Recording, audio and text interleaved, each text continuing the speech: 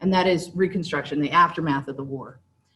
Because that's the world we actually live in now. We actually live in what happened in the Reconstruction of the Civil War. We actually live in a world that's defined by a lot of what happens. So I kind of want to wrap up the semester where I started it. I'm going to introduce you to these two people. One of them we've talked about before, Colonel Chamberlain, who is a colonel in the Union Army, and Colonel Fremantle, who was a colonel in the, hold on, I'm going to move this thing out of my way. I can't, it won't let me. There we go, move out the way. Okay, Colonel Fremantle, who was a British colonel. He wasn't in the Confederacy and he wasn't in the Union, but he came to visit America during the Civil War, and he wrote a bunch of journals. And here are some observations that each of them made. Now, Chamberlain was from Maine, so he's as far north as you can get. He was a professor, so he was part of that whole society of like academics from New England. His descendants, his ascendants, his ancestors were all from that Puritan group that, you know, settled the Massachusetts Bay Area, and he himself was a professor at Bowdoin College. Fremantle was a gentleman's son. He was like a high-ranking person in British society. Here, they both made the same observation. They haven't left Europe, they've transplanted it. So the South, to Colonel Chamberlain, was just like Europe. It was just like England. It had its lords and nobles and kings and queens and people who had rank and people who didn't, and you were judged by who your father was. And they both believed that. But to Colonel Chamberlain, that was a bad thing. And to Colonel Fremantle, it was the reason why England should support the South. So take a look at these two quotes. Colonel Chamberlain said, "This is free ground all the way from here to the Pacific Ocean. No man has to bow, no man born to royalty. Here we judge you by what you do and not by what your father was." And Colonel Fremantle said, "Of course, slavery is a bit embarrassing, but that, of course, will go. The point is they do it all exactly as we do in Europe, and the North does not, and that's what the war is really about." So I want you to think back for a second and tell me, yeah, Jordan, that's sort of the point I'm going for. Are they right? Did the South just move European monarchy over into America, and then the North rejected it, and that's why they fought? What do y'all think? After the semester that you've studied all of this kind of stuff, what do y'all think? Do you think that's what the Civil War was about? You don't think so? Yeah, because I mean, the Irish went into the North predominantly. Actually, the Irish split pretty evenly between the North and the South. Okay. It depended on where you landed, but pretty much the Irish went both directions. The Irish defended the South because they were treated badly in the cities of the North. I feel like the North had more of a melting pot. Yeah, and why would that have been considered a bad thing by Colonel Fremantle of England? As a colonialism? Yeah, I think it depends on how you say it. If you say, well, the South has tried to keep up the aristocracy. They've tried to keep up the nobles and the lords and the ladies and the cotillions and they've tried to keep up the royalty of Europe in the South. And if you say it like that, then it sounds nice. But if you say, well, the South has tried to keep all these lords and ladies and cotillions, and they've tried to keep up all these customs of the royalty of Europe, then it sounds bad, right? And that's kind of what I wanted to talk at first about, was just to get us to realize that the very thing that the South prided itself on was the thing that the North thought was wrong with it.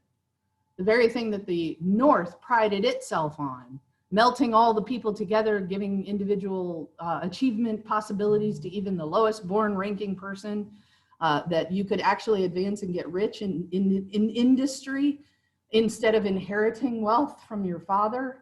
That was exactly what the South thought was wrong with the North, is that they have just, no man is born as royalty. There's nobody to carry on family names. There's no honor or dignity. The North is just one great big melting pot. So that's exactly what they started with, was this, you know, Puritan versus Anglican, Northern versus Southern, pro-king versus anti-king. And that's exactly what they ended up with after the war, still believing that what they had was better, what was in the South was better. Yeah, beaux and debutantes and pickerings and ores and family names in towns and stuff like that. Now they have family names in Massachusetts too. Kennedy, for example, kind of a big one. But the idea is that somebody who is not born a Kennedy can still end up outranking a Kennedy. So, and that's something the North is proud of and something the South thinks is not good. So let's talk about what the South is feeling at the end of the war. The Union soldiers came into the South after Sherman came through and after the surrender, and they basically began seizing Confederate property. They committed massive acts of violence and theft because the law had broken down in the South. You have a lot of gangs that form out of, you know, men on horseback and gun-toting people. That kind of Wild West feeling is this is the only time it really gets any real traction is during this time when people are literally looting Confederate lands. And the state and local governments don't have any power because they've basically been overthrown by the Union troops. So Union troops come into an area, liberate it, and then basically disintegrate law and order and then move on. And what's left in the wake of that are a bunch of very angry, bitter, unhappy Confederate soldiers who no longer serve any particular Confederacy and whose property has been moved on. They are in extreme financial distress for a number of reasons. They poured everything they had into the war and then lost it. They had their lands seized by Union soldiers. Labor took a plunge, so a lot of them don't have crops this year that had crops last year. And next year's crops pay for this year's crops. You know how, is anybody in the farming community here? Farmers as a general rule live their entire lives in debt to next year's crop. Next year's crop is where the money comes from to plant this year's crop. So if you're not going to have a crop next year, chances are everything is going to fold. If something happens, they don't go back the other way. You don't use the money from this year's crop to pay for everything. You borrow against next year's. And for a lot of these people, they're not going to have one because their labor has wandered off, has run for freedom, or their crops have been burned out or seized. So what we find in the South is what Hollis was talking about on Monday, lots and lots of bitterness and resentment and hatred, and a lot of it targets race. A lot of it is based on the belief that this is somebody's fault, and the easiest people to blame are the Black people. Now, Andrew Johnson took the presidency after the election of 1860 because he was the vice president and Abraham Lincoln was assassinated. So he became president. He became president. I almost said he became pregnant. He became president because Abraham Lincoln died. If he had not died, there's almost no chance Andrew Johnson would have won the election. He didn't have the popularity to do that. He was a Democrat from Tennessee. He was chosen specifically by Lincoln, who was a Republican, so that there would be some balance between political parties, and then he assumed the presidency. So he was the one who got to decide exactly what the next step was going to look like. And everybody had sort of a different idea, especially regarding the civil rights of the freedmen. The Republican Party wanted basic civil rights. The radical Republicans actually wanted them to be granted the right to vote. Conservative Democrats wanted new legislation that actually restricted the rights of these new freed Black people. Like, they can be free, but let's keep them under strict control. And in a lot of cases, when you read what they have to say about it, they say for their own good. These people don't know how to live in society. They're like children. You don't want to give them too many rights right off the bat because they need our help to navigate society. We definitely don't want them voting and picking the presidents and picking the senators because they don't know their way around. They're too naive, they're too inexperienced. For their own good, let's not give them too many rights. And then, of course, people who wanted to bring unionists, by the way, on this slide it says unionists. Those are people who wanted the Civil War to end and wanted the country to come back together. So the Democrats have secessionists, and then they have unionists. The Republican Party has unionists, and then they have radical Republicans.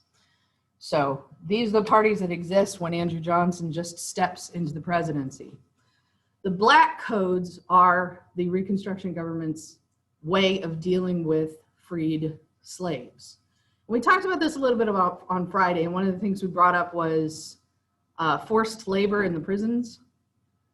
The idea of you could go to prison for a number of crimes that hadn't been crimes before.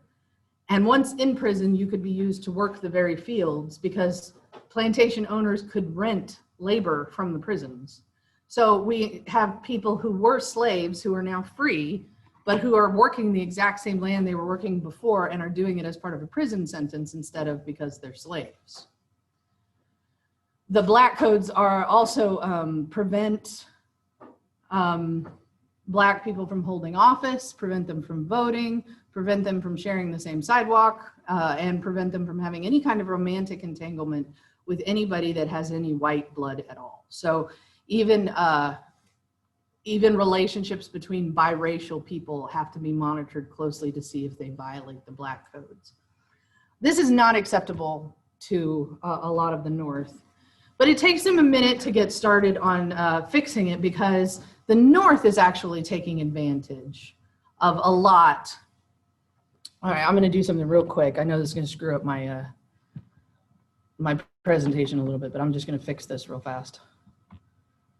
Okay. The two terms that you're probably going to need to know are the carpetbaggers and the scallywags. Carpetbaggers are the Northern businessmen who took advantage of the fact that the South had lost everything. So they moved in, they bought cheap land, they bought bankrupt businesses, they bought cheap farms, and they, from up north, they then profited off of those things. Those are carpetbaggers. They're called carpetbaggers because they came in with bags that were made out of carpet. Basically, all they had with them was a bag of money, and then they, buy up all the things that were going bankrupt. And then they'd end up with control over vast portions of the South. The other term you probably need to know is scalawags.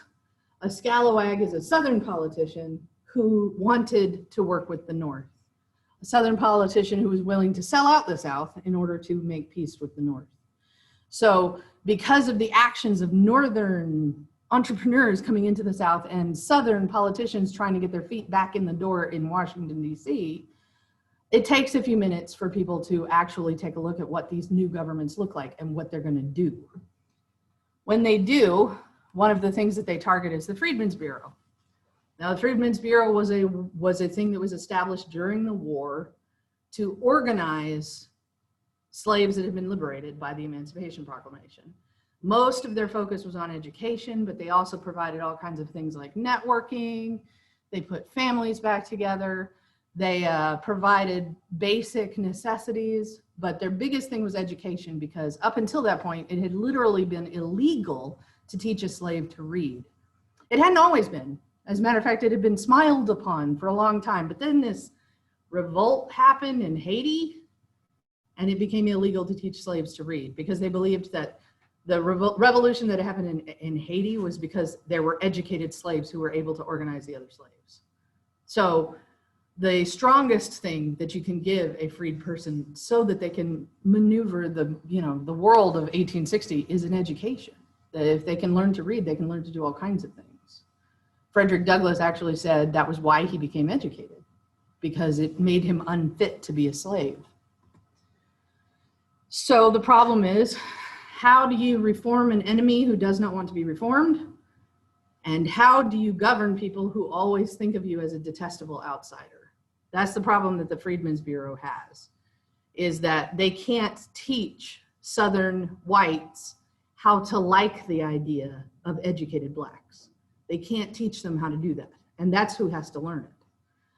And the other thing is, they can't enforce rights for people when all they have to do is walk away from you and their rights are re-violated again.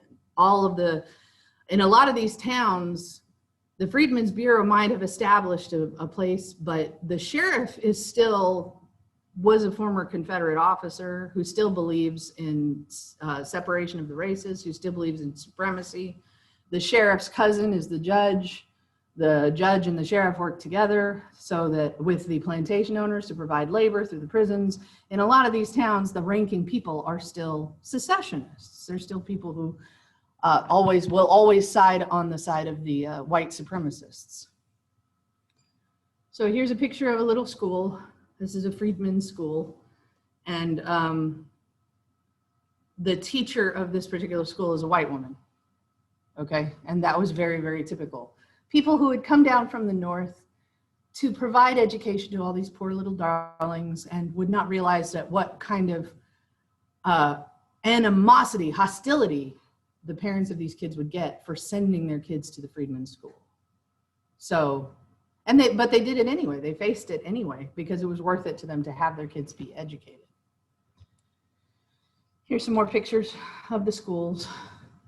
This is a skills training that's going on here. This is teaching an adult to read, and then teaching reading and manners to children. These are just kind of cool pictures. The other big resource that freedmen have is their churches. And I'm just going to talk real quick about something that happened. Do I have markers? I wonder if I have markers. Markers are cool. Let me see if I have a marker that works. Let me see. I'm going to stop my share for a minute.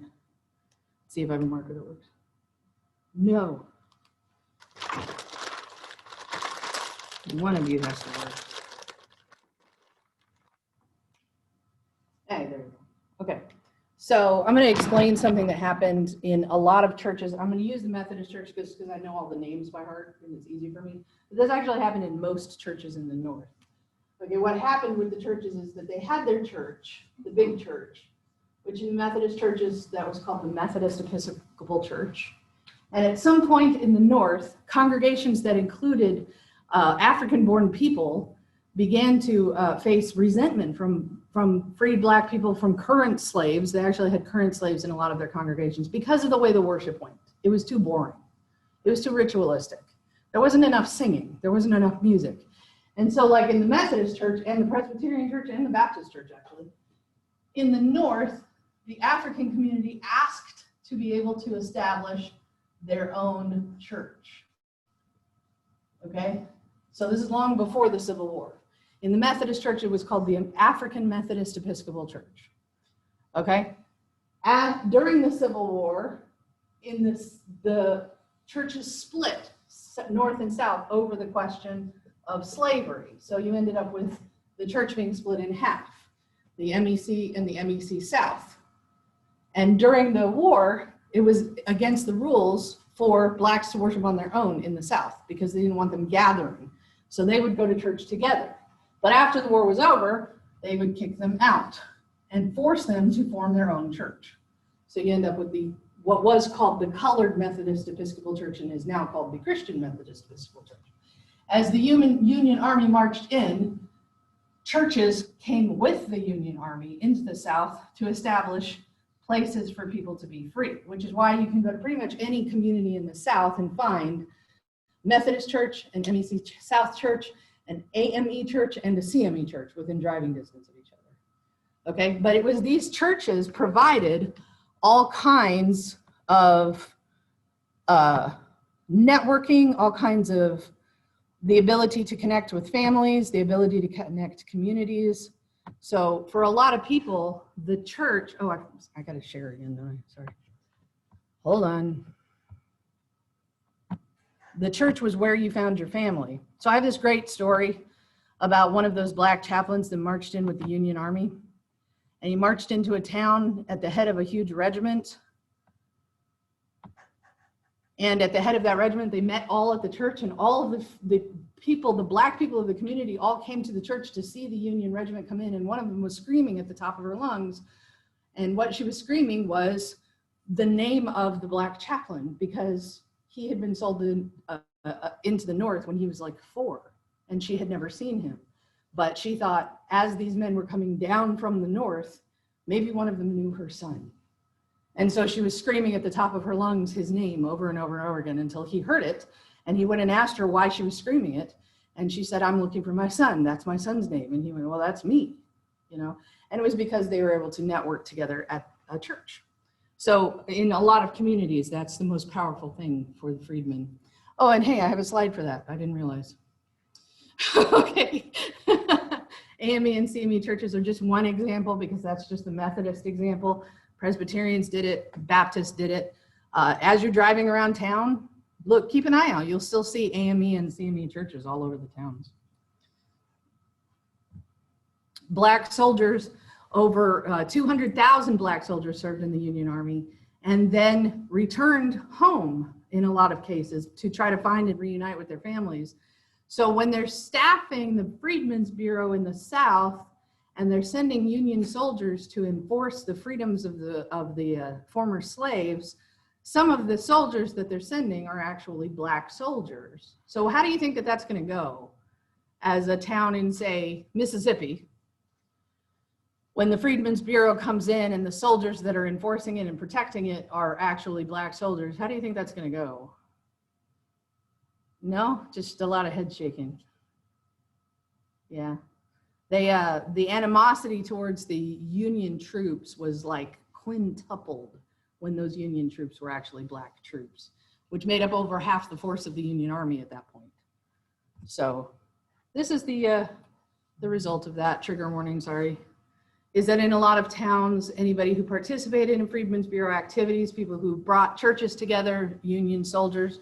This is actually a Union soldier who's been captured and lynched. So the response of a lot of those towns was not what you would call open-minded, not graceful at all.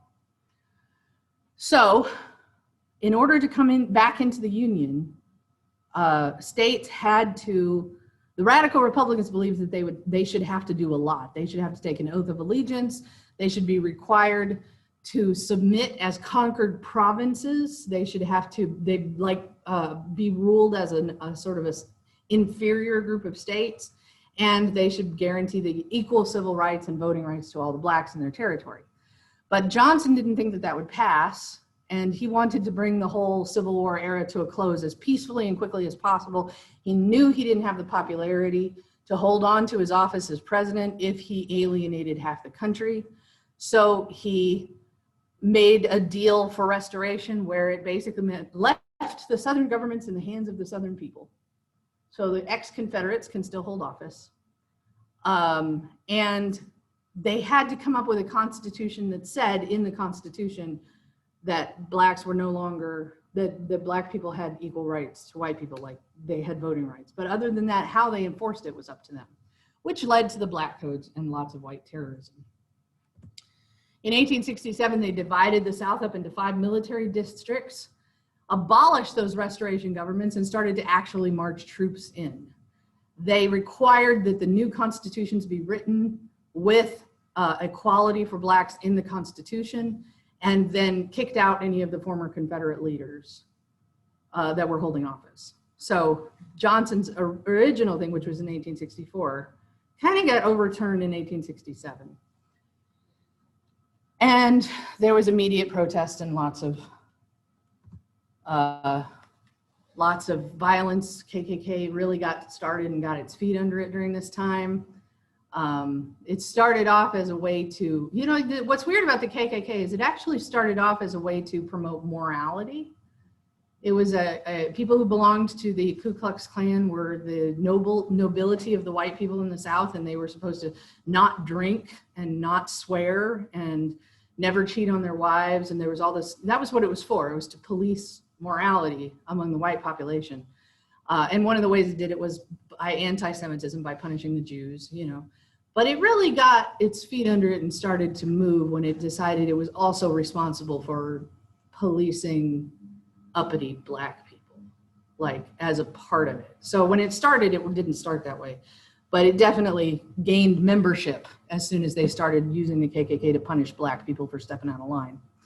The 14th Amendment passed in 1867. The 14th Amendment guarantees universal male suffrage. Every male born in the US is allowed to vote.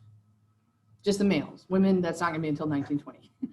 But every male, regardless of their race, is able to vote.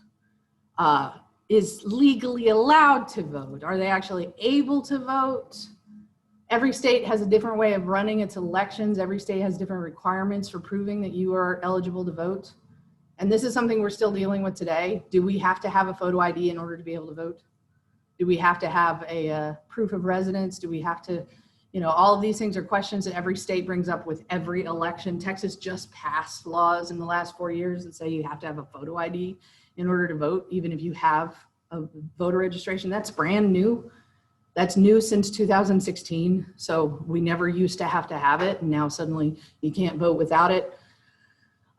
In this time, in order to prevent Black people from voting, they had a literacy test, they had poll taxes, you had to pay to be able to vote, and churches would come together and pool money and pay the poll taxes, and then the churches would get bombed. So, so they had the legal ability to vote, but a lot of times they couldn't. That still being the case, the next presidential election is overwhelmingly won by the Republican Ulysses S. Grant, war hero Grant, who is a Republican and who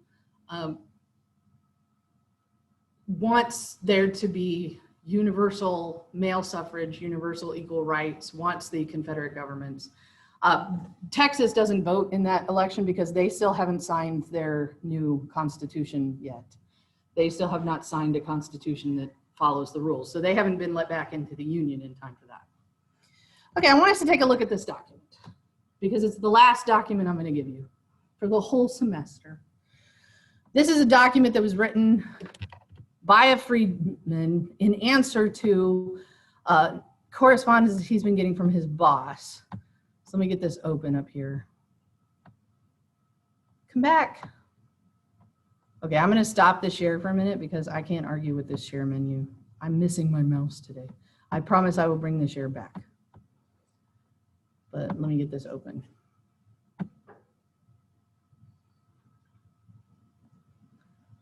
All right, so this is a letter that's written by a master to a slave that has moved away, to a former slave that has moved away, and is basically begging him to come back. He published his response with the help of other people. He published his response in a newspaper, and we're going to take a look at that response.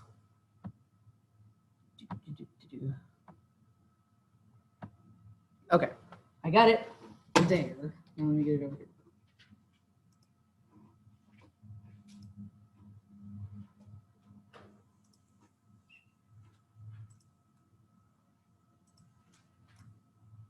Nope.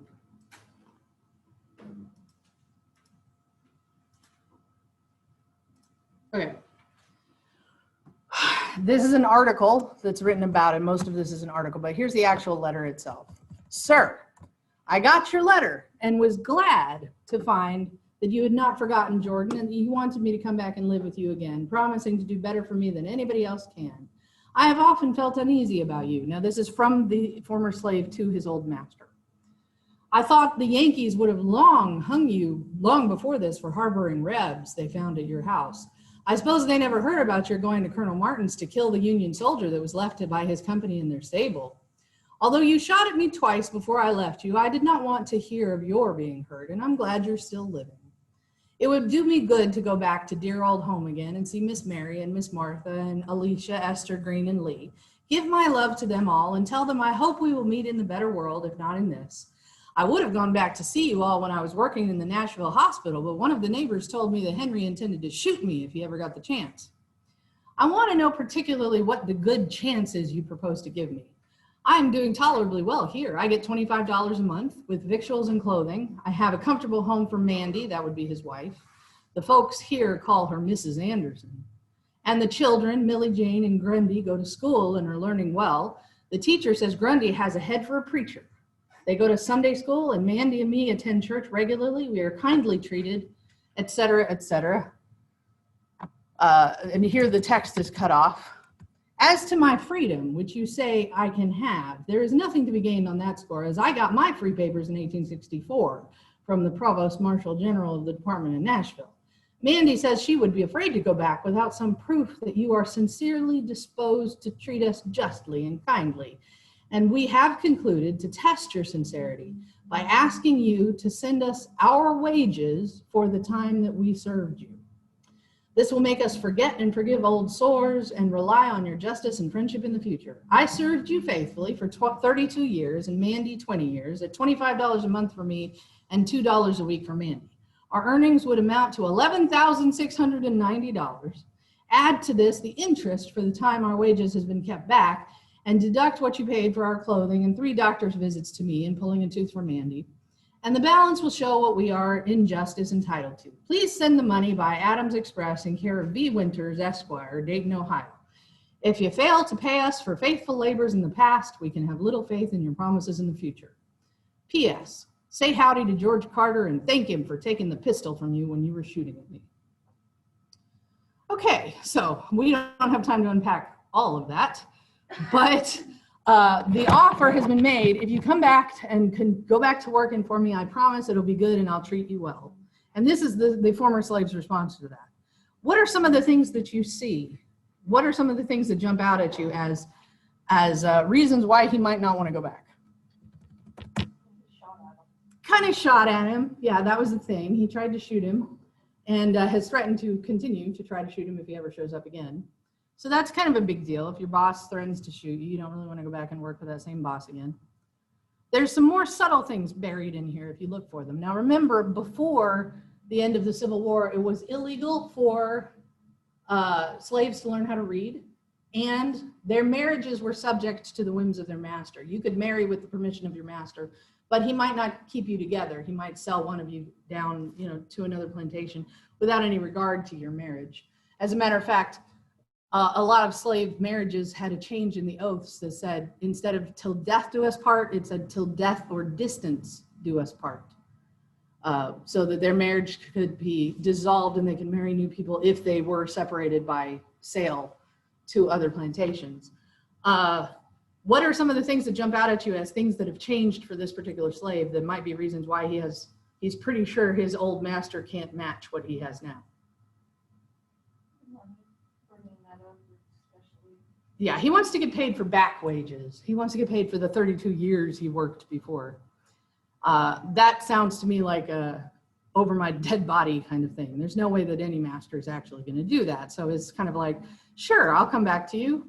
You just pay me this small fortune. And we're talking about $11,000 in 1865.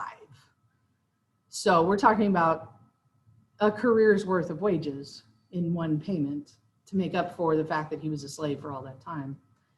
But I want you to look specifically at this paragraph here. Let me see if I can zoom in. Yeah, what's special about the idea that his kid might have a head for a preacher? What does that mean? Anybody want to hazard an opinion?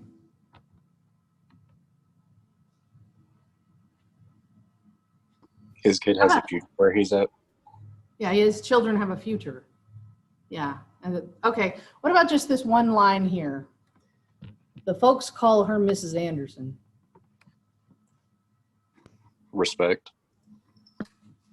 Is there anything that his former master can do to give him that?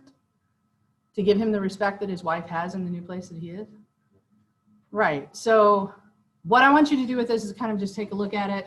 I give you a little it's kind of a softball assignment, and it's the last one I'm going to give you. So, and that is, what phrases in the letter prove that he thinks his master is probably hostile to him, and what are the conditions under which he'd be willing to return to his master?